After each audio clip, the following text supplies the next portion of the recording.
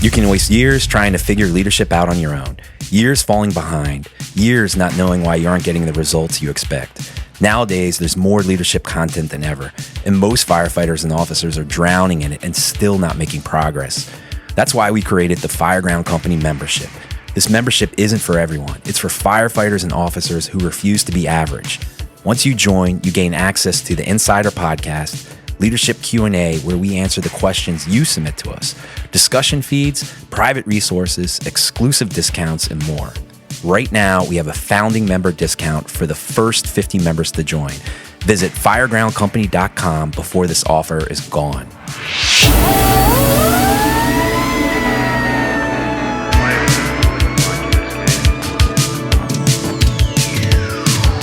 On today's episode of the Fireground Company podcast, we discuss everyone's favorite subject, disciplinary action. The Fireground Company podcast. Let's see how it smokes.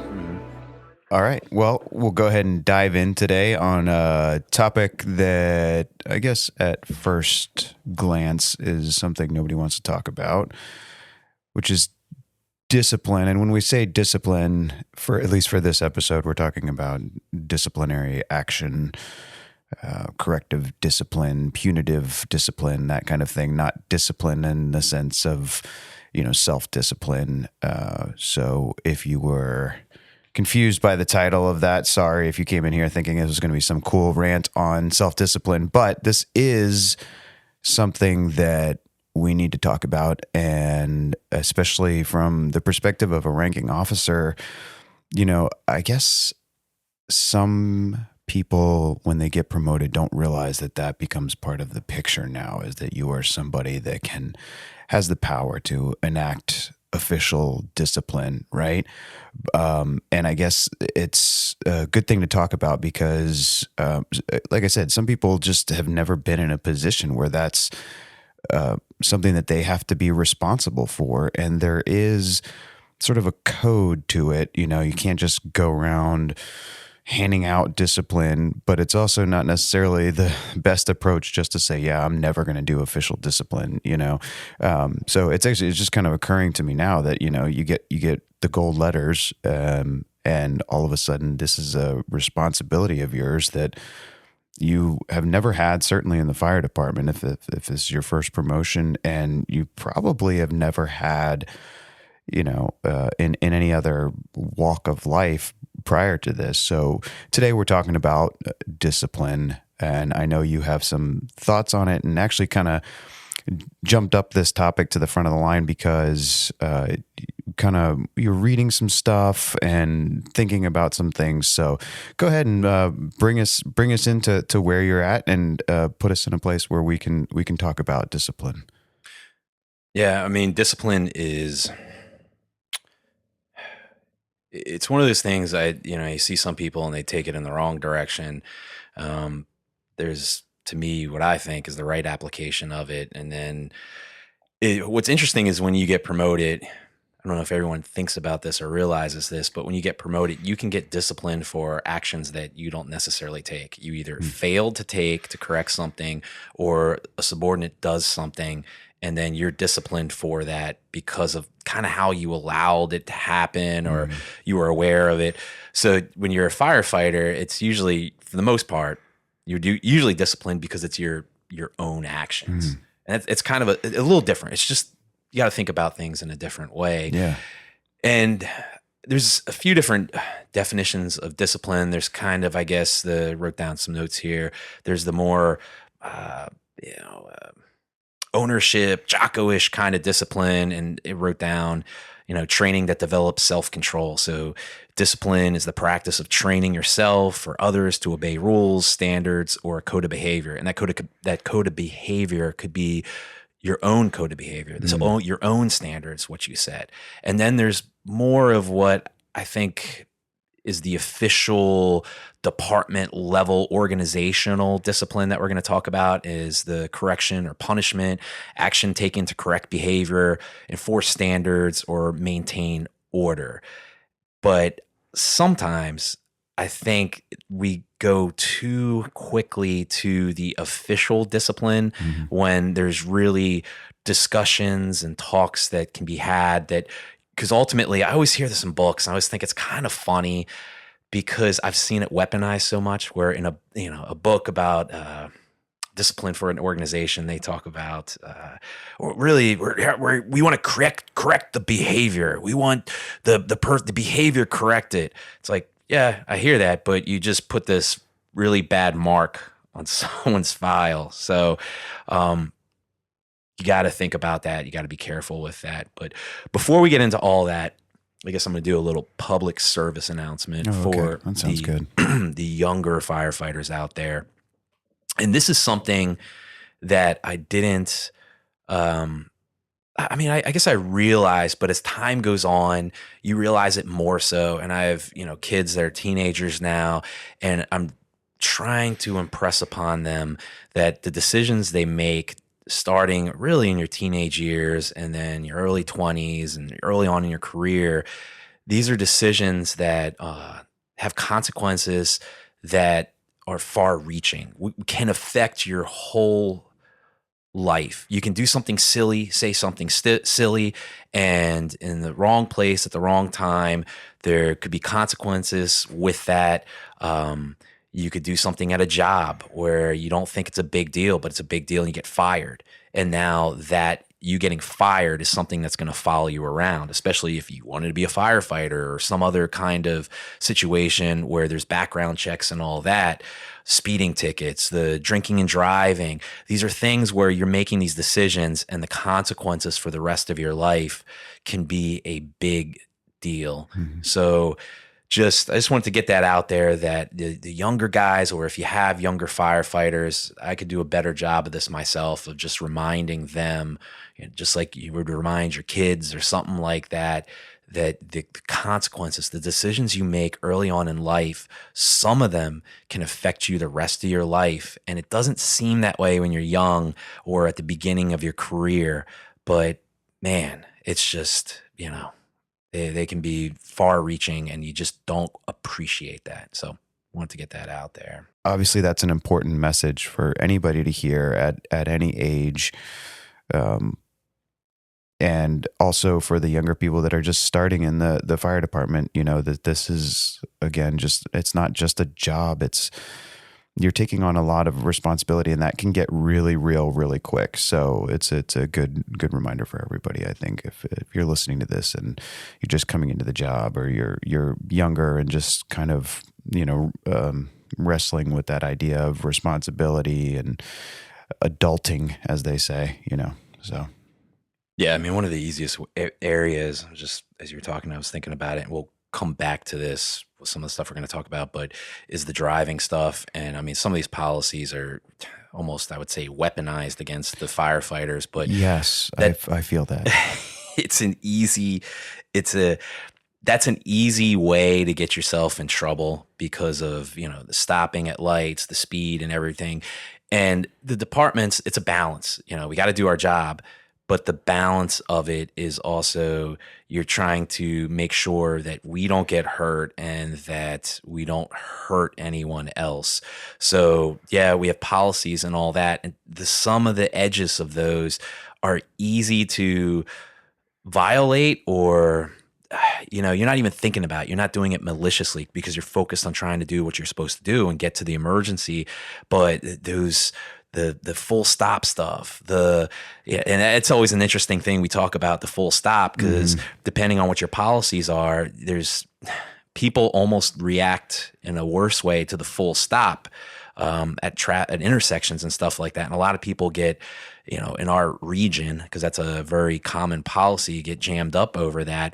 But the effect is it screws Less things. safe. Yeah, because you get people that stop, then think you're stopping, then move, and then create an accident or whatever. And I understand they're trying to avoid you blowing through there and hitting something. But it went from, I've seen over the years where we even had a policy where it's just due regard. Due regard. I was just about to say that. And then it became so restrictive that you could almost find, you could, every day someone drives, it's so restrictive that you can find ways of jamming people up.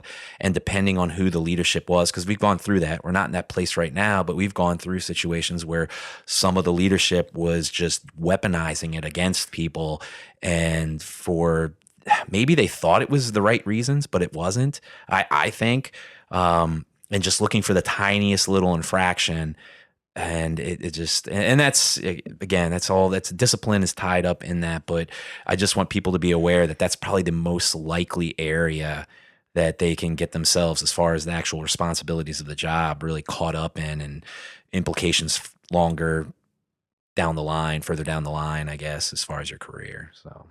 Yeah. And I mean, you got to look at the world we're living in. It's very legal. Yeah, fortunately. It is unfortunate. And that has, again, a lot of its own implications, which are beyond the scope of this particular episode. But let's bring it back to discipline, and back to that conversation where we were going on that. What's next on that conversation? So I want a few different stories that I think make a point with, and this is pointed at, I mean, it's officers, firefighters, but also the chief officers are part of this, where they have the ability to a lot of times look at the situation and frame it in the right light, whether something's malicious or does it really need discipline or not. I know that's different with every department, as far as the officers that can discipline the controls on that, or the chiefs. But some of this is, the chiefs are a big part of this too. So if you're chief, listen up. I guess I'm going to start with a story. It was a leadership book I've recently read. I'm not too high on it. And I disagree with this story. So I may get a few of the details, not perfect, I guess. And I don't know all the details because it's a story in a book, but it's a leadership book, and it's talking about this situation where I guess this fire department got new radios. Obviously, new radios are expensive, right? All our stuff is expensive anymore, but these new radios were expensive. So they did training, brought people down. They also had these radio, I guess department issued the radio cases, and it was, I don't know, and this is what's hard to get out of the story, but I guess the expectation was that, and maybe it was written in the policy, that the radio was to be in the radio case. So these new radios had to be in the radio case, I guess, because of protecting them from getting dropped or damaged, or, stuff like that, lost, I guess, on scene. So it's supposed to be in the radio case. So the situation is they go through all this training. I guess the fire chief was very proud of getting the radios, and it was, I get it, administratively a big success to get funding for that, and also help guys and everything else. So there's a fire, and one of the drivers has the radio, but they have that, the radio in the back pocket deal, right? Mm-hmm. And I guess the fire chief, the chief of department, comes down and he's looking around and he sees that, and does not like that. And that's just tweaks him, because he's like, well, we've had this training. We told him that's the way it's supposed to be, in the radio cases, the straps, all that kind of stuff. And this guy just has it in his pocket. So it goes on to basically, he brings the deputy chief and the battalion chief and the guy's company officer, because this is just a firefighter, and brings them all in and basically says the whole situation is unacceptable, and they're going to have formal discipline from, I believe it's the deputy chief, the battalion chief, and the officer.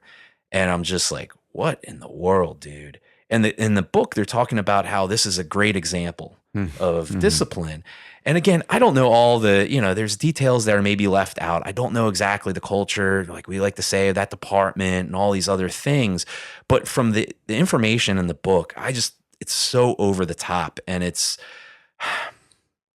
there's questions I have. It's like, so you just got these new radios. You got these new radios, right? And you have this policy about how to use them and everything else. And you're not disciplining the firefighter. I'm not saying we should even do that, but you're disciplining all these other people that it's like, okay, well, one, my question is, as an officer, I know maybe that guy had a habit of doing that. An officer should have seen that. But also, if it's that new and you haven't run too many fires yet, I may have not noticed that, man, because I get off and I'm doing my thing and the driver's over there doing their thing.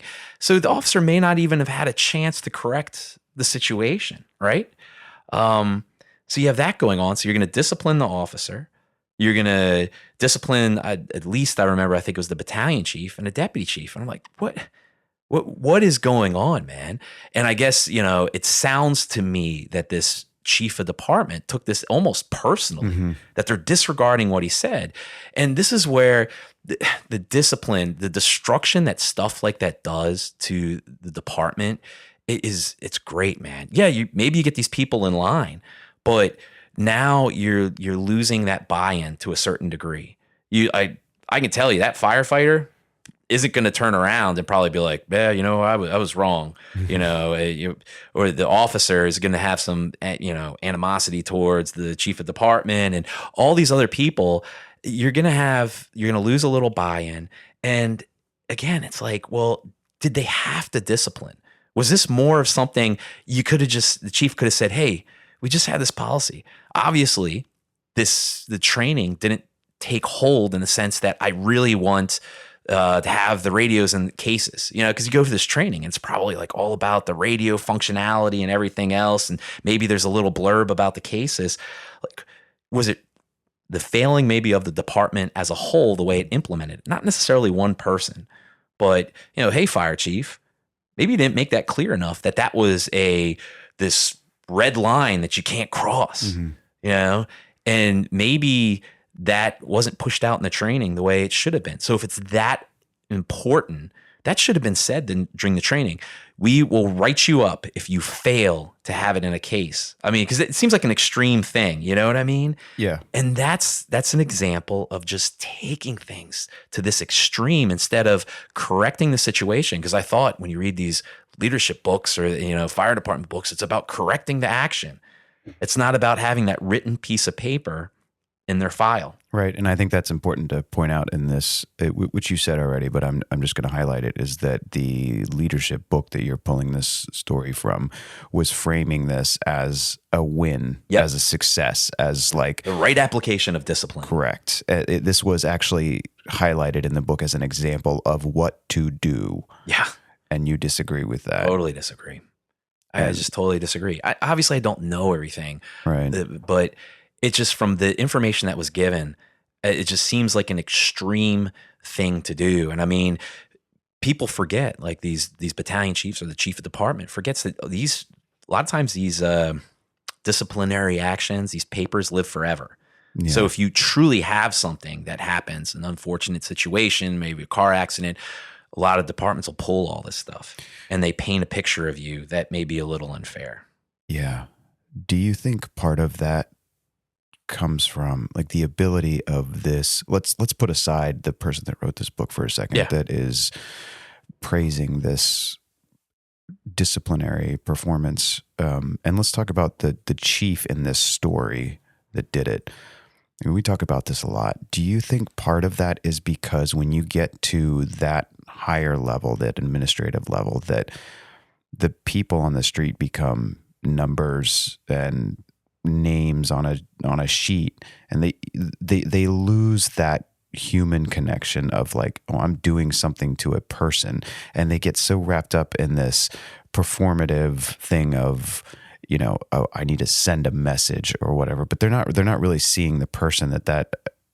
Do you think that has in this? I don't remember how high up it came. It came from all the way at the top chief in of this story, right? Chief of department saw the guy not with the radio strap, and then directed all these other guys to basically get punished. That's crazy. I didn't. That's clock that it was so the chief. Extreme, and the firefighter that I was talking to, but these other officers, at the very least, it was his officer, and I believe the battalion chief, and even his officer. And I know I'm an officer, but my point is, I'm not saying that the officer doesn't bear some responsibility, but it's an extreme action that hurts buy-in. And they forget that. And maybe that happens for, as you become a chief. I'm not a chief. I don't know. But things on the page are a little different than on scene, right? The implementation of what you write, It's just like, well, we're talking about, hey, we need to search the floor above. Well, it's going to take time to do that, Chief. You can't just tell me to do that. There's a delay, and I actually have to go through a whole bunch of steps in a chaotic world. I'm not in a car and everything. I'm not trying to beat down the Chiefs, but I'm trying to get understanding from all sides here that, just stuff like that, don't take it to that extreme. Correct the action. There wasn't a something that it wasn't discipline that had to happen. Yeah, I mean I think that's an important point too. Is we're now again, if you put out a policy and you want it to be followed, I understand from the administrative level that you can't just put this stuff out into thin air and have it just vanish and have people ignore it. I get that, but we're not talking about an egregious, unsafe action, or something like that. We're talking about probably a guy that had some muscle memory that's probably been carrying a radio in his pocket for who knows, maybe, 15 years, and then all of a sudden has to use a strap. We actually encountered something similar to this not too long ago in our own department, where they basically said that there's a lot of people that wore their radio strap outside of their bunker gear, and they said, no, you can't do that anymore. You got to wear it on the inside to protect the radio and everything. And that was a big change for a lot of people because it affected how they got dressed and everything. But anyways, this could be a similar situation where it was like, it's just muscle memory. He's not trying to be, rub it in anybody's face or anything like that. And like you said, I don't know. Maybe he was. I don't have all the details. But let's just say that it wasn't. Yeah. And let's say either way, even if he is being a jerk about it, it's still just about how you wear the radio. So let me ask you this. Can you, and you kind of already did because you talked about it, but walk me through a revised version of that story where it goes right. Yeah. To me, I'm thinking the fire chief maybe should say, if that's that big of a deal to him, did we do enough to make these guys understand? Mm-hmm. And then maybe talk to the leadership directly below him and say, hey, I see that this is a problem. This is going on. We have this policy. This is a big thing. Do we emphasize this enough in training? Obviously, he's not doing it. And I think it's important to give people the benefit of the doubt a lot of times, especially in a high stress situation where you're on a fire, you're making decisions. There's muscle memory, like you said, from maybe how you did things previously. Hey, we need to go back. Let's emphasize this again and reinforce this. And to me, since it's not something that is it's not like we're just blowing through stop signs constantly, right? This is a radio thing. So maybe we need to correct this for the next 6 months.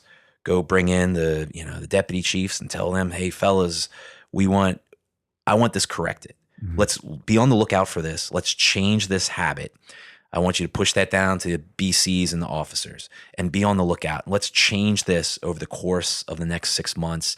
And then I'm going to be honest with you, after that 6 months, if I see it or you see it, address it immediately with whatever kind of punishment, I guess, discipline is necessary. Mm-hmm. That to me seems like a fair process from all sides. If you think it's something important, but also it's a habit that has to form, that's how I think you should deal with it. Yeah, and it made me think while you were talking there that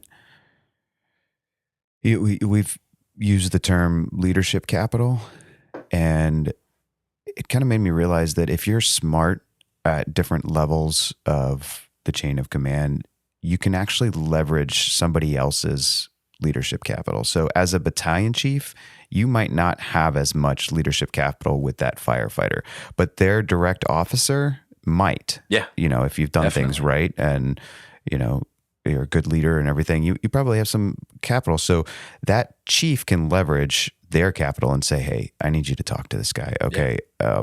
This is coming from above. This is important. Can you get through to him? Right. Because again, a battalion chief pulls you aside and says, hey, I need you to put that radio on a rate. Okay. And you may even get an opposite reaction of like, screw you, dude. I'm not doing that. But you get an officer to talk to you and say, I've dealt with that. Yeah. Hey, look, gloves. Man, yeah, right. I know that story. But it can become more personal and say, hey, look, man, like just between you and me, I know that this is a in the big scheme of thing, it's small and it's a relatively silly thing, but I got to have you put that radio in a strap, okay, man, because it's going to come down on me. And let me just flag this for you. This is important to the department. They're going to be looking out for it, okay. And if we can't fix it together here at this level, it's going to be discipline, man. And you see how like different that conversation is, but it takes if what you really want is the result and not just to go around, I was thinking of is it Top Gun when he's like, I want butts. Yeah. He walks out of the room and he runs into the coffee again. Yeah. That's what I think that'll cover flybys. Yeah. So that, but there's a difference of a chief that's doing that just going around wanting to hand out discipline, and somebody who wants results. And if you want results, then at your level, you may not have that personal relationship to get that accomplished. But if you're smart and you actually want the result, you can find somebody who does and say, hey, can you talk to him for me? And then that really kind of strengthens relationships up and down the chain, right?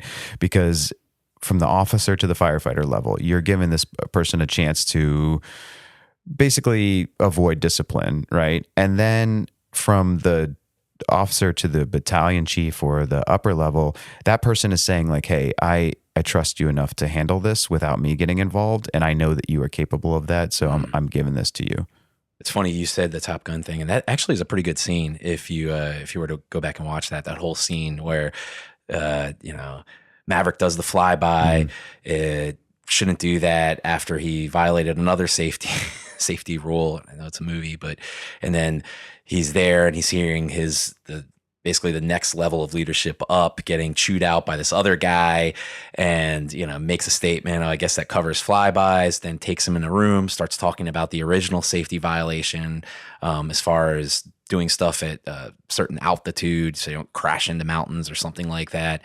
And he goes through it all, talks to him, asks him about why he did what he did, and then explain to him at the very end of that whole scene, this isn't going to be tolerated going forward. These safety violations aren't going to be tolerated going forward. That's a good example of how to deal with something if it can be dealt with in that way, where you're like, going forward, nah, man, this is it. This is the warning. And that's kind of usually what I try and do as an officer, tell guys like, hey, man, next time, I'm not a disciplined guy. I usually can get results by doing all the other stuff you just talked about, which I think is very important. But anyway, I don't know. Another important thing, and this is actually really important. We did an episode about Firehouse movies. Was that on the Insider? Yeah, on the Insider. Yeah. I like that episode a lot. Did we mention Top Gun? Yeah, I'm pretty sure we did. Okay, good. Thank goodness, because there was a moment there, and sure. I just need to say this out loud for anybody that listened to the Insider. And I guess if you're listening to this now, Top Gun is one of my favorite movies of all time. Period. Full stop. Firehouse, otherwise. And if I didn't make that clear on the Insider podcast episode talking about movies, I felt like I needed to do that now. That's maybe top 5 all time. It was actually just in the theaters. Re-released because I think it's 40 years. I watched. My son pointed it out to me. Years? I believe it's 40 years, because my son pointed it out, and last week or 2 weeks ago, whatever it was, we went to the movies and we actually watched it in the movies again because he's like, I want to experience that. It was really good. I should have. Want to talk about an awesome father-son story. That's awesome. That to you. I didn't think about it. It was in the movies. I mean, but yeah. Yeah, no, that's it doesn't matter. It'd be cool to see that in the theater for sure. But yeah, anyway, so sidebar there. I wanted to make sure and say that for all our listeners who are tracking our conversation about movies and actors and everything. So anyways, back to discipline. That's a good segue from that scene in Top Gun. You've got a couple other stories for us that can kind of, I think, highlight different things. Okay. So the next one, this actually personally involves me, and you may say, oh, it involves you. Yeah, maybe I'm a little biased, I guess. Okay, fair enough. Granted. I think regardless of that, I think there's value in the story about things. I just disagree with handling it, even if the outcome was the same. So working at a firehouse, and we have the chief in the firehouse. And or wait, is it the chief in the firehouse? I'm trying to remember. I can't remember, but I guess that's not important. But you have a chief I don't have a great relationship with, and the guy that's driving for me doesn't have a great relationship with him. Um, I don't have a negative relationship with him, but it's a little, I don't know, just he's an interesting guy. I'm not a fan of the way he did a lot of things as a chief, but whatever. And so leading up to this, he's talking to the guy that's driving for me. And I remember he's like basically encouraged him. He said, man, you weren't driving very fast to that box alarm. I'm like thinking to myself, I know he said things to the guy that drives for me before about, you need to slow it down and everything else. But now he's making a joke, in essence, egging this guy on to say, all right, green light, dude, you should be able to drive faster. So kind of it's a weird thing. And looking back on it now, a little irritated about that, So anyway, this firehouse box goes out, and we're the third due engine, and the firehouse sits on a one-way street.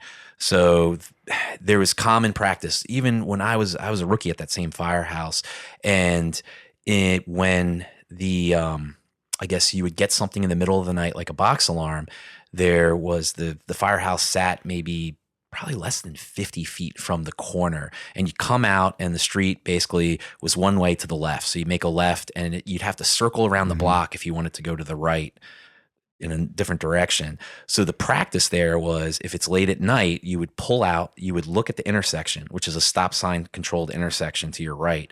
And if it was clear, you would just make the right cautiously and then make another left or whatever direction you need to go, and just get going, right? So that was the practice.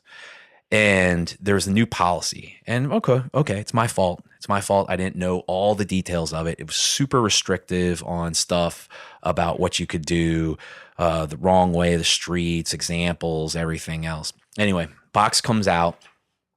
Didn't know the policy as well as I should have. And we just do what we normally do. And we make that turn, and we're third due. And as we're going down the road, I'm noticing the second due engine isn't turning out. So I'm noticing they're not turning out on the radio. I think they were calling them, and I can see that they're not en route yet. So I'm telling the driver, I'm like, hey man, it looks like we're going to move up to second due. Now we're going to have some water supply responsibilities, because this is I believe it's a mid-rise. So we're going to have to take care of the FDC and all this other stuff. So we're going, past the second due engines area, and we're like, yep, we're definitely going to be second due. We end up at the location and take our position, and fairly quickly the first due engine determines it's nothing. It's a non-issue, the phantom odor of smoke. And so we're picking up from that, and I noticed the battalion chief circles around. Yeah, boy. Just kind of circling around in this weird, slow way, just looking. And I thought it was kind of weird, but I didn't think too much of it. I was like, is he looking at the building or a position? And I'm like, whatever. So, go back to the firehouse, and I don't think anything of it, right? So a few days pass. We have our next shift, and I notice we have safety officers. Safety officer comes in there, and he's just kind of talking about nonsense, right? Just go, hey, just want to see things, how things are going, because they were going to move some companies around. I think they were going to move a truck company back to the firehouse we were in. I was just taking a look at what they're doing to get ready for that. I'm like, oh, okay, it's kind of weird. You're usually a guy that just sits in your office and never leaves it unless, the apocalypse is happening or something. I was like, that's weird. But I guess what the guy was doing is, we had cameras. He's pulling the chip to look at the video at the direction of the battalion chief. And I find this out, and I'm like, what a coward. Yeah. From the chief, I thought that was the battalion chief. That was a coward move. And from the safety officer, and I was like, hey, we're adults. Yeah. You can just come in and say, hey, look, this is what I'm doing. I'm pulling the chip. What am I going to do? Beat you up, choke you out or something? Stop you from pulling the chip? Like, come on, dude. Like, let's deal with this like men. You can say, hey, I'm looking into whatever. But none of that happened. Play these childish games, which again, I find out later, all that. So anyway, another shift goes by, and it's in the morning. The guy that's driving for me is not there. He's on annual leave till later in the day. And the battalion chief comes in, and he, says, "Hey, I just need to show you something." So I'm kind of like, okay, all right, whatever. No idea. Right. So he sits me down in front of a computer, pulls up, whatever, this little video he has, and he's showing us turning out of the firehouse on that call. And I'm still looking at it. I'm like, okay, I don't think we did anything wrong. So I'm kind of like, all right, well, what was he looking at? I'm looking at the video, and he's, it's kind of funny because I guess he expected me to be like, oh yeah, I see what you're talking about. And he's like, yeah, you see something? I was like, nope. No. And so I think he didn't like that. I didn't mean it in any way. I did not see any violation. I didn't see anything. It just looked like us driving. Right. So he has to explain it to me. And I'm just like, this is so silly. And he says, hey, look, the chip pulled in there. I was like, obviously, dude. I'm thinking in my head, I didn't say that. And he's like, I thought you guys moved up in that, lineup and you were speeding, going real fast. And I was like, well, the other engine didn't turn out. Yeah. That's why we moved up from third to second, because they never turned out in the call. Then I come to find out the reason they didn't turn out is because they had a rookie that was a 0, not trying to do anything to improve themselves, didn't turn out for the call. Just didn't show up. Didn't show up. So they had to go looking for him and everything else. And this guy, like I said, turned out to be a complete 0. So that kept the engine company from turning out, and that's why we moved up. We weren't speeding. So then he looks and he finds that we weren't speeding because they have all this data and everything else, and it's showing that we were within the parameters of the policy, and we were making all the correct stops and everything else there and everything else. We just did what we were supposed to do.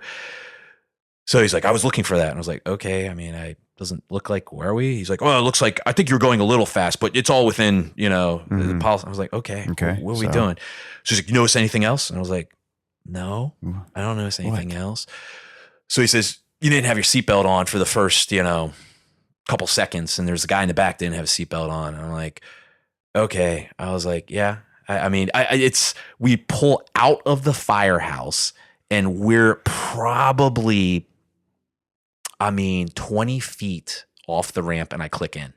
And then the guy behind me is maybe 40 feet outside the firehouse and click in. And I get it. You got me. The policy is the second we're moving. Okay. But again, we're coming from a culture where we used to not wear seatbelts and get dressed. I'm trying my best. I'm not doing it maliciously. I'm trying to do my job. I get it. All right, fine. Fair enough. And then the turn. So we go and make that, like I said, that company, it was that common practice where we would make a right out of the firehouse, look at that intersection for like a box alarm, and then make another turn to get off the one-way street. And that's what we did. And he's like, well, it's a violation. Because I guess the way the policy is written is, of course, if we're coming from a different direction, we're not going to have a stop sign. So we're supposed to come to a complete stop at that intersection, which we didn't. We were safe. It's like, okay, I get it, and then in the policy, it says, when I ended up reading it after this, it says, you shouldn't cross over into the other direction of traffic or go on a one-way street for an odor of smoke specifically, which is the call. I was like, wow, that's okay. Wow. And again, this is one of those things when you look at it, it's almost impossible to drive because there's traffic. If there's a double yellow, then we would have to sit there. So what we would do is, when you really think about this, and I think the policy was eventually changed to a certain degree, is we would end up pushing cars into the wrong way. Instead of us cautiously doing it, we're sending drivers. And it's like, that's really, to me, that's a big issue with this, is we're not doing the right thing for the public. You're sending people that can have head-on collisions that don't know how to emergency drive against, oncoming traffic, where we can decide to do it. Because what'll happen is you'll sit there and the cars will. That's a good point. So anyway, that was just like, whatever. So I think, in this conversation, I say to him, I'm like, all right, I get it. I get it. Letter of the law, we'll follow the letter of the law, everything. We won't cut any corners, anything like that. I'm like, okay, this guy's being so extreme. And he says, also, and I have this for you, written reprimand. And I'm like, wow, Wow. man. All right. Thanks, Chief. Mm-hmm. Solid leadership, man. Thanks. I didn't say that. I just basically took it because I knew that was going to make it worse. And I'm, obviously there's no turning this around. I'm like, okay, I'll sign it. Were you mad? Were you like fuming? Oh, inside? I was furious, man. I was furious because then I'm starting to think back and I'm like, and I was so blindsided, I wasn't even ready for it. Yeah. Right. I thought this was the corrective conversation. I thought this guy was trying to help me and say, I thought maybe we would have that conversation. Look, I'm going to enforce the rules to the letter of the law because whatever, I don't want you to get in trouble and this and that. If you were to hit some, whatever, here's the video showing you. And I thought this was like, okay, like this is it. Look, I'm showing you screwing up because isn't the whole point of discipline correcting the action? You could show me that. And I'm not maliciously trying to do stuff, but this guy was full send, man, and so I'm like, all right, that's great, man. Great. So get this. And, now I have time to think about it. All those things I was telling you about, like, you're investigating, you're looking at me, you're pulling chips. You don't have the courage as a battalion chief to tell me you're looking into this. Or how about ask me a question that night? Yeah. Say, hey, why, how'd you guys end up second? What happened? Look into that. Look into the firefighter that's a 0. It's not doing what he's supposed to be doing and just no big deal. Instead of, maybe again, I know I'm biased, but maybe like, hey, thanks guys for showing up and doing what you're supposed to do and taking the second due responsibilities. And they're just like, gosh, man, I was just done with this dude.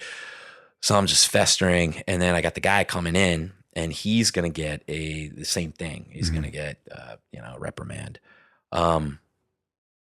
So I call him up on the phone a little later. I'm like, hey dude, you're, and I can't remember all the details. He probably, if I had him here, you'd remember it all. But, I think I told him, I was like, hey dude, when you come in, chief's going to want to see you. I just got, reprimanded. You're going to get, same thing.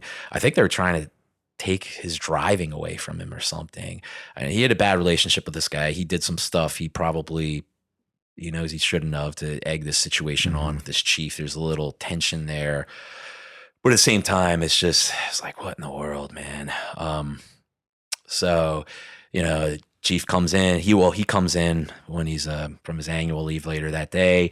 And, when I was talking to him on the phone, I think he was like, yeah, I definitely want to sit down with the chief and everything else because I can't remember. I think I was just supposed to get him to sign it or whatever. Now I had questions too, so ask him to calm down because now I remember he's at the other firehouse. So he comes down and we start talking to him and, we're bringing up stuff like, hey man, you were telling this guy a couple weeks before, drive faster. And then you're pulling a chip to look for violations of that. Yeah. That seems a little messed up. Doesn't really have an answer for that. Seems excessive that you're pulling this guy, from driving, from this situation. It's like, you got us. I'm not disagreeing. I think it's excessive. I disagree with the punishment, obviously. And, whatever, is a little angry about all that. Pointed out, the pulling of the chip, not telling us, not having a conversation before you're administering discipline on something like this, which you didn't have to discipline us. We didn't hit a vehicle. We didn't, there was nothing that happened. This was internal within the department. It could have been corrected because I thought that's the whole point. I think that's an important point. Correcting the problem and, all that stuff. And you're just like, what are we doing here? And he had nothing to say for all that. And it's one of those things. And now I got that guy I'm done with. Yeah. I already thought he wasn't a good chief, but I'm done with this dude. Done. You're written off. I'm not going to, you got nothing for me. I'll do what I'm supposed to do, but, okay.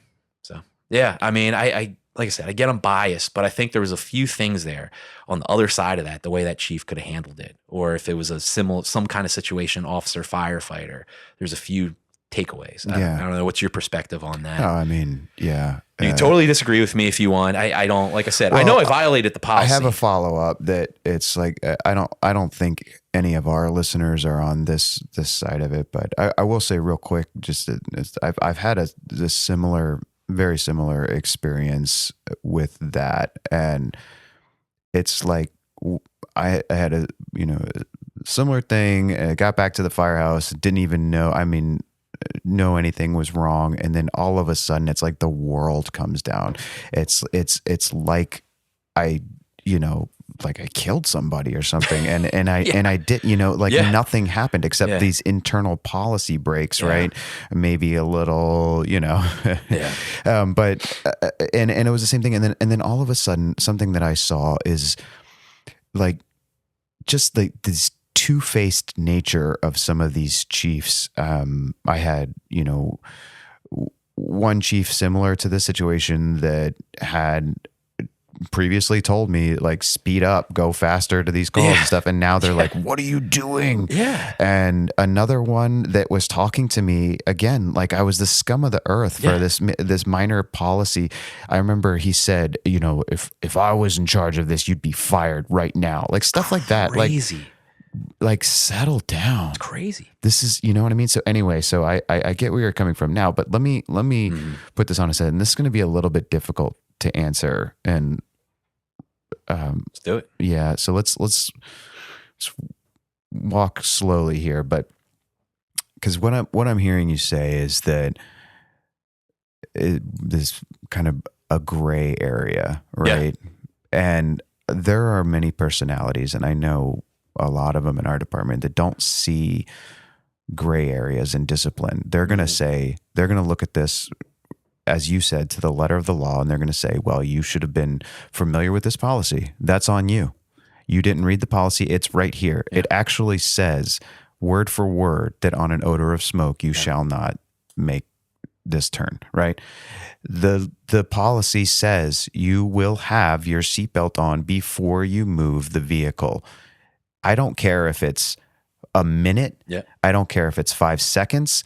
That is what the policy says. And you are responsible as a promoted officer to be familiar with that policy. So don't tell me, hey, hey chief, it was just it doesn't matter. This is, you know what I'm saying?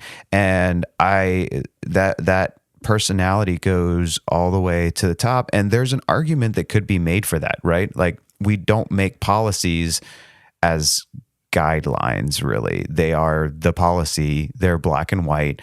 And for the most part, there are some that have a little, vagueness to them. But for the most part, especially in this case, it's pretty written out. So there's a lot of chiefs that will remove that gray area and say, you either violated it or you didn't. And there's no in between. And if you violated it, I will bring down the appropriate discipline for that, right? So can you talk to that? Like how do we, when you're at an administrative level, how do you use discretion when it comes to things like that? Well, policies don't mean, and I think this is a disconnect. This is important right here. Because you have a policy of the way you do something, it doesn't mean that if you don't follow it, it's automatically discipline. I think for some reason in people's brain, it's some of these officers and chiefs think, well, if you don't follow the policy, that's immediate discipline. Most policies, doesn't say that. That's rare. Mm-hmm. That's rare to find. Good luck finding that in a lot of policies where it says if you violate this, discipline is separate from that, right? And it's kind of, think about it like a court system or something, right? You violate it, you go to, the cop pulls you over, right? Cop pulls you over and you have a tail light out and he gets you for speeding and whatever else. You go to court, the judge looks at it, right? That's where the discipline is coming in. Does he jam you up on every single one of those? Usually not. Yeah. A lot of times he's going to minimize it and he's going to, maybe give you court fees, or he's going to give you just a ticket for the least of all of those. So just because you violated something doesn't mean the full force has to be implemented. Yeah. And I think that's the problem, that, you got to think about it a little like a judge. Do they take into account good behavior? Have you never gotten a ticket before? Sometimes they'll just throw it out completely. You just, hey, pay court fees and, we're throwing the ticket completely out. Or even the cop will give you a break sometimes and say, hey, I caught you speeding. I'm going to give you a warning. I mean, so just because it's written that you're supposed to do something, there's the human factor where you can take account of the person, of who they are, their previous record, And if they're not a disaster and they're trying to do the right things, they don't have all this other discipline, you don't need to, go right to that. And I think some of these guys, like that chief, he's retired now. And his problem was he saw things such a way, and he had, I don't know, I'm reading into it, but I think he had some ego issues. I think he had some, I know he was chasing the promotion stuff for a long time, and it validated his meaning as a human being. I know I'm reading into this, but it's just because it's there doesn't mean you have to discipline someone. Maybe it does in certain situations. Maybe it does if there's, a major accident, and it's clearly your fault. Maybe it's, I get it, man. There's some stuff like there's sexual harassment. There's stuff like that you zero tolerance. You have to be, it has to be dealt with in a different way.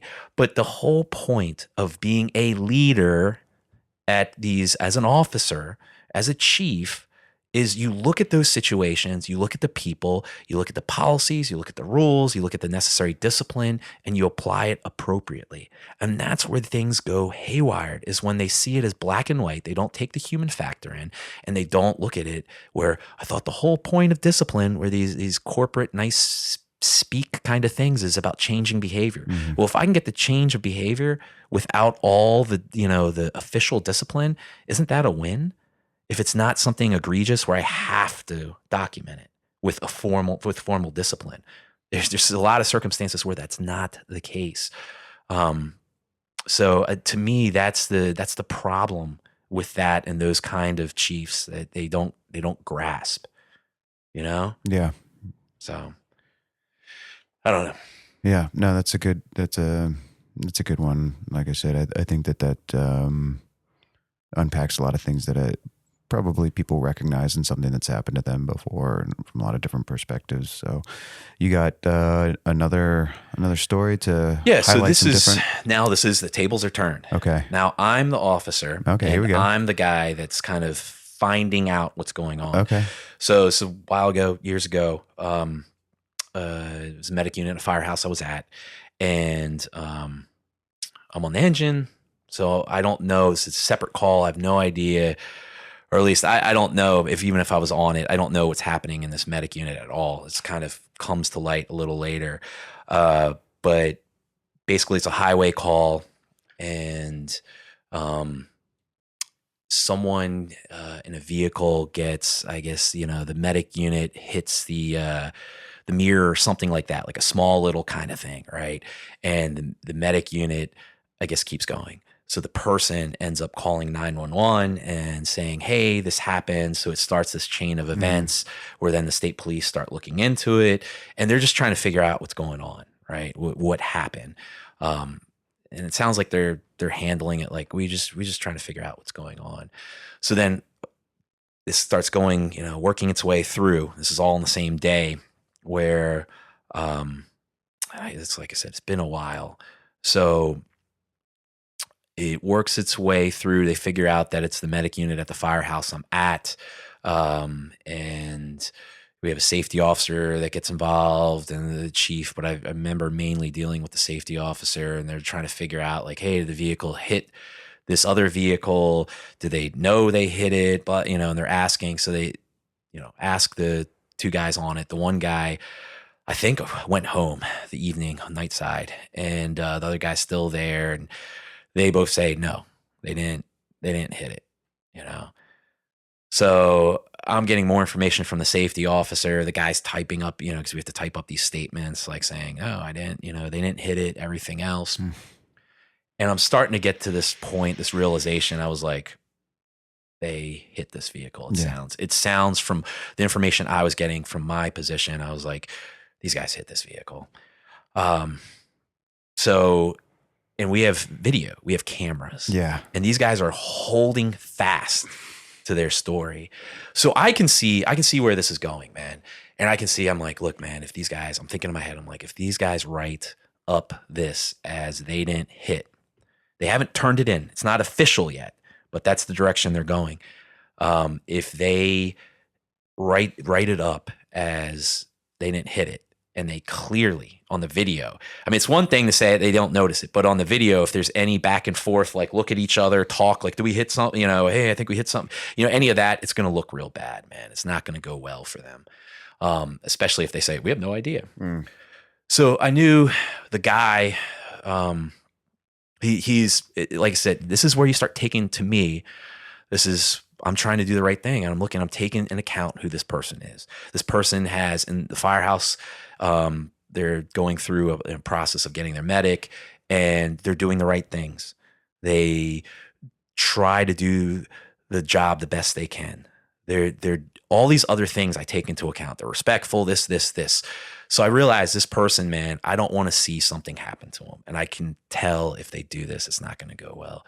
So I say to the guy, the safety officer, and I realize, looking back, this, depending on the kind of officer I was, man, I could, destroy this guy or do the right thing. And I'm like, to me, it's more important to do the right thing. So taking into account his performance previously that I've seen, and I say to him, hey, look, man, it's sounding like you hit this vehicle. There's cameras. They pulled the chip. They're going to look at it and everything else. And if you're in there and you're talking to each other saying, hey, do we hit something? Or you're talking about any of that, this is not going to go well for you, man. You're at the point now where you're going to submit an official document.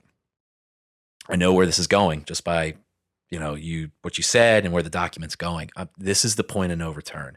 I'm going to tell you right now, if you did it, if you hit it, if you think you hit it, you said it on the, you said it there, they're going to know, man. So let's just move forward with this. Worst case scenario, you're going to get probably maybe some kind of, the way our department works, something on paper saying you hit the vehicle, you should have used more caution, and that's the end of it. But if you lie about it and everything, this could go as far as you losing your job. Yeah. And I don't want that to happen, man. And the safety officer is right there, and I could tell he would go either direction. That's the vibe I got. He would go hammer these guys or give these guys a break. So I'm trying to give these guys a break. And I'm like, look, dude, just write it up the way it happened, man. And I'm telling you, it's better. I'm telling you, man, this is the point of no return. If you write it up that way right now, we'll move forward. You can ball that other statement up, but it's going to be official. So let's do the right thing here, man. I'm going to try and help you out the best I can, vouch for you that you're doing everything else, all that one. So he's like, yeah, we hit it, man. We knew, we kind of talked about it. I was like, all right, okay, good. I was like, write it up that way. We're going to submit it officially. And I think it's going to be fine. All right, man. You weren't 100% sure, but you kind of thought, you talked about, did we or not? It's understandable. I get it, man. I get going forward. The way you should deal with that is if for some reason you hit anything, then just stop, pull over, see if someone shows up, and then just report it to the chain of command. Say, I don't know if we hit something, but we suspect that we did. No one pulled over, and we just don't know. They were going to a call. So I get it. Again, think about these guys' perspective. They're going to an emergency. They're trying to do the right thing. They're, a lot of times they don't tell you that if you, you hit something or going to an emergency or even think you hit something, you should stop if you're not sure. You know what I mean? Mm-hmm. Just have that. So it's like these guys they were trying to do the right thing in their head, and then they started to get worried they were going to get in trouble and everything else. But to me, that was a moment, instead of doing what that chief did to me years before, we got the result we were after, right? We got the result. He understands what he needs to do. The documentation was done correctly, accurately for what it was. And, I think whatever, I don't know. I guess he got something for, they got something for the vehicle or whatever. It is what it is. But I think that's the right way of handling that. It was fair. It was honest on all sides. We corrected the problem. And isn't that what it's all about? If you had to kind of package that from this story, your takeaway as an officer in charge of this situation, and you have obviously officers or prospective officers listening to this podcast, because I feel like that was a good moment. That was a learning moment for you. Actually, I mean, both of these stories so far. It tested me, Yeah. And so what did you learn? What did you take with you from these? I guess my realization is, I think overall departments fail the firefighters. in the sense that this is the department side. They fail us because they don't, I can't think of any kind of training where they really explain this in real world situations like this and say, hey, look, fellas, this is how it's going to go if you're in an accident. This is, what you need to understand. I can't remember except for hearing about incidents where someone thought, because I've heard about that before, where people have thought they hit something and, they've never been told how to handle that. Yeah. Think about someone brand new. You're like, well, the number one priority is get to the emergency. Now you have a conflicting priority of we have to stop and figure out for an accident. So how often do departments sit down with the new firefighters or just like a refresher and talk about, say, hey, real world example. If you think you hit something, this is how to handle it. Stop safely and see if you can figure out if you hit something without you getting hit by traffic or whatever. Look around. If another vehicle pulls up, all that kind of stuff. Prior to that, you probably should get yourself replaced on the call. That's the reason we have mutual aid and all these other things. If you have that, that's good stuff. I mean, maybe it's a little different if you're down the street and there's someone hanging out a window, but seriously, how often does that happen? You can see them right there. You know what I mean? Like these excessive, maybe but that's worth considering. Maybe too, if that's the case, say, hey man, I got to prioritize that. I mean, but here we are, we're back in the gray area again, right? And that's why you need the chiefs and to act as the appropriate judge and take all that into account. Yeah. Because there's always more than the policy can. Because again, I mean, imagine you can. I mean, and again, you could have a whole bunch of different circumstances. We can what if this all day. But give the guys a baseline to say, if you do this, just stop. See if you replace yourself on the call is usually what you need to do. See if you hit something, deal with it. Bring the appropriate people there, safety officer, chief, however you deal with that in your department. Do that. Give them that baseline and say, hey, look. If you do hit something and you don't do that, it's the situation may be worse for you, depending on all the other circumstances. Right. But rarely do the departments go into all that. And the departments should provide that at some point to give their firefighters that kind of baseline and say, okay, if that's the case, this extreme circumstance, and that's the judgment call you make, what do you do now when you get to the hospital? You need to inform your chain of command. You need to go, you know what I mean? Have some kind of just action steps for them. We're not saying it's right or wrong because we're going to have to look at everything. But if that decision is made, because those are kind of two decisions, the two extremes of it. There could be some area in the middle, but those are the two extremes. So give them, or maybe you hit something, but you don't think you did. You know what I mean? Mm-hmm. But give them those two extremes. Either when you get to the conclusion of that chain of events, notify the chain of command and bring them in, or stop, immediately deal with it. I don't know. The departments need to figure that out. That's the chief's level and above. Those levels need to figure that out. But it would be useful, I think, to younger firefighters to explain that and give them some kind of action steps. All right. I have a question I want to ask you, but I know you have one more story that you wanted to include in this that might have some other, again, just sort of shades of this conversation about discipline. So do you want to hit that, and then I'll ask you this other question at the end? Yeah, that's fine. Okay. All right. So this one involves you. Oh yeah. I unfortunately have collected more stories than I'd like to admit. This is when you were driving the truck, tiller truck, and all right. we had say no more. I already remember this one. Firefighter detailed in to work on. It was to work on their tillering, right? Yes. They were finishing out training where we rotate them around to different spots. And that's important to point out. They were finishing their training. Yes. Yes. So it was backing into the firehouse can be challenging, right? In a tiller truck and everything else. So you were backing in. And if you've ever driven tiller trucks, at a certain point, as in the front driving, you can't, because of the angle, the mirrors and everything else, you cannot see the very back of the tiller. Mm-hmm. You can't tell where it is, and you are blind and relying on the communication, whether that's beeps or that's over the radio or over the intercom headset. You're relying on that. There's only so much you can do. I mean, there's a level of trust there, right? That's exactly right. There's a level of trust. So, I mean, more about the details, but I mean, do you want to jump into that? You want me to summarize? about what happened. I'll and then we let can talk you. about I'll the say what rest. happened because there's a couple of key details to it, and then you can kind of go on with what happened from a After. discipline, Yeah. perspective.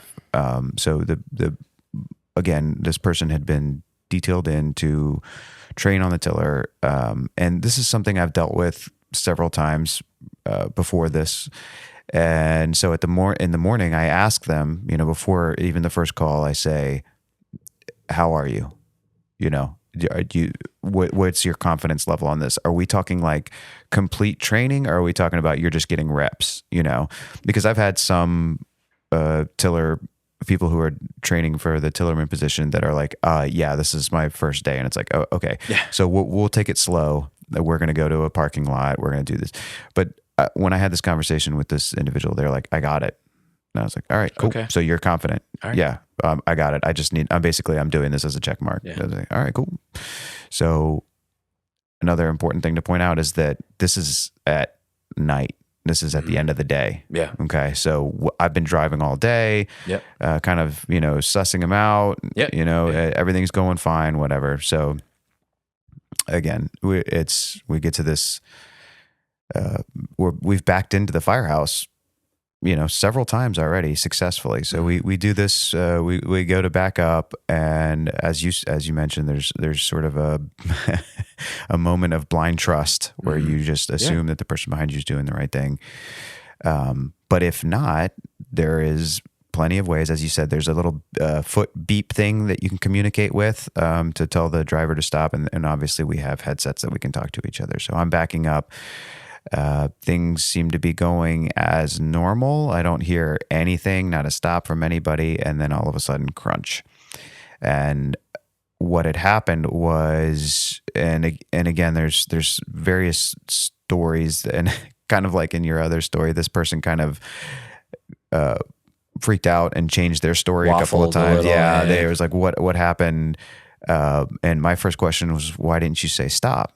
Yeah. And he had this story about his head. At first it was my headset wasn't working, and then it was my headset fell off. Yeah, So anyway, whatever. so you can see where this went. But the point is, he basically got confused because if you've ever driven a tiller, going backwards and going forwards, there are two different techniques, and he got confused as to which one was which. Thought he was correcting, and actually, I mean, if you see it, he literally just, there's nothing I could do, right? I was backing up, and he just completely cranked the wheel and put the back end of the truck into the building, caused just really not too much damage, just a minor amount of damage, a couple of broken lights and maybe some scratches on the bricks or something like that. Nothing, it wasn't, catastrophic or anything like that. So there we go. So that's, I think that.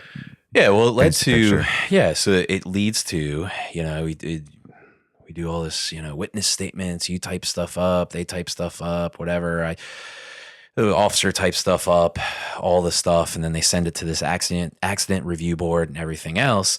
And then it comes out of that with a, what do they give you? I believe is a written reprimand. Yeah. So they give you that, and it's just like, what? And that's my reaction to the whole thing, where I'm just like, well, what could you have done? What could you have done, man? Yeah. I mean, it does not take in the human factor. So what are they like? You could argue the person in the back, they steered into it, but you were in such a position, there was no way of you being able to see what was going on unless we're going to be so excessively cautious that we can't do business like normal, Right. where you have 4 spotters out and everything else. So what does that do? Instead of taking all that into the understanding of the situation, you didn't hit another car. It was the person in the back steered into the, basically the building and hit that. It's the internal. It wasn't your fault. I mean, it wasn't your fault. And, what are you going to do? So, but then you get that in your file, right? Your discipline. And so the way they write that stuff up, there's no context a lot of times. It sounds like you basically violated this, policy, or you did this, struck this building, and, blah, blah, blah. If this happens again, we can do more to you and fire you if we want. So that piece of paper stays with you forever, right? So if you have any other kind of accident where, maybe there is a civilian involved or something, they're going to pull that and say, lawyers will look at that and they're like, well, there's a history of this. Yeah. It's like, no, there isn't. That wasn't, it's so out of context. And I remember I was so mad that in your eval, I remember writing about it. I wrote that you got this. It was not your fault. Like I wrote it up. So there was like a documented record that you could go to saying it wasn't your fault. You were given this punishment and it was basically unjustified. And I was like, you know what? I'm going to go as far as I can, unless they tell me to take that off, order me to do that. And it went through and whatever, for whatever that's worth. But I feel like hopefully just put something in there just in case you needed it one day. You could always pull that eval and say, hey, look, this is what my officer wrote, my evaluation, blah, blah, blah, blah, blah. That's a good point. And that's actually a good point for officers too, to advocate for your people to the best of your ability. And it may not be obvious how to do that, but there might be little ways to do that. And even after the fact like that. Yeah. I wasn't really too hot about this situation. I was. I know you were, and I appreciate that. I guess I just kind of I recognized what it was very early on, and it was like, I can see how this is going to go in this department. Yeah. All right. So this is actually a good transition, perfect transition into my next question, which is, we've talked a lot about the gray areas, and the, sort of how discipline goes wrong. Is there a right time for official heavy discipline? I mean, there is. I mean, you have something that is 100% clear, like clear cut. Like I said, you have some employee that completely lied about something. They lied. I mean, there's examples. I know our department, there's been stuff with medication. People have done things clear cut with medication, dude. You pretty much, you're breaking a law here. Yeah. I mean, it's that. So like an actual law. Yeah, a law or a policy that is there because of major ramifications to the department, the city. We have to do business this way to protect the organization so we can provide service to the community. And when it's stuff like that, it's like, okay, blatant disregard for, you're blowing through a light, you don't try and stop at all, and you hit someone. I mean, if that's, you have the policy to due regard stuff or a complete stop, I mean, it's like, okay. So, I mean, some of that stuff, yes. Or you can have something where you tried these other things. You gave the person. Yeah, let's go back to the original story, the radio story. You told that guy, you coached him, this, that. If it happened again, you give him a few chances and they're still in. It's like, hey man, guess what? I gotta write you up. Yeah. I mean, you can't keep doing this. You're just completely disregarding this, giving you this chance, this chance, this chance. So it's stuff like that. Yeah. But I mean, ultimately, I guess my big point here is for everyone, from the firefighters to the company officers to the chiefs, as far as the firefighters, understand the consequences of your actions. And, it's things you can do, the disregard of some of these policies. If that's what you're doing, these can follow you your whole career or end your career. The other stuff is with the officers and the chiefs, these, you should act like a wise judge. You really should.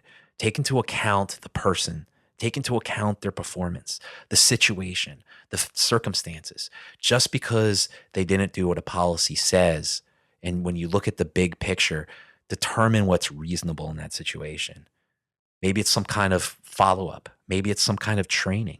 Maybe it's just a stern talking to.